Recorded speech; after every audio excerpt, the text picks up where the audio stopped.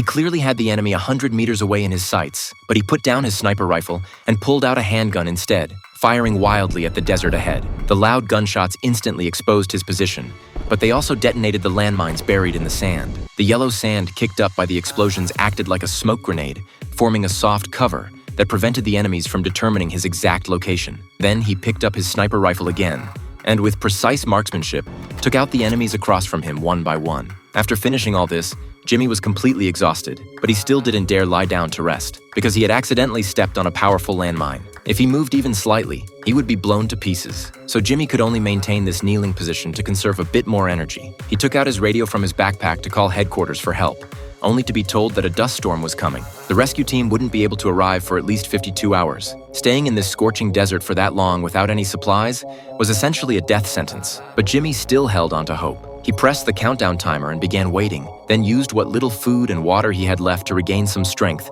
preparing for the approaching sandstorm. But what he didn't expect was that this sandstorm would be exceptionally huge. Watching the sandstorm getting closer and closer, Jimmy had no time to despair. He quickly took out a head wrap from his backpack and covered his nose and mouth tightly, then strapped on the pack weighing dozens of pounds. With one hand, he gripped his sniper rifle firmly and thrust the barrel into the sand. With the other hand, he stabbed his knife into the sand to use as an anchor point. Like this, the several points of contact formed a stable triangle, but the wind and sand were too strong. One of Jimmy's hands was blown off the ground. If this continued, his entire body would definitely be flipped over. Yet facing such fierce winds, Jimmy seemed more afraid of the landmines in the sand. No matter how the wind and sand battered his body, his left foot never moved an inch. Ultimately, through sheer willpower, he managed to thrust the knife back into the ground. After the sandstorm passed, Jimmy had miraculously survived, but his physical condition was getting worse and worse. Due to maintaining the same position for so long, his left foot had lost circulation and had turned an abnormal dark red color.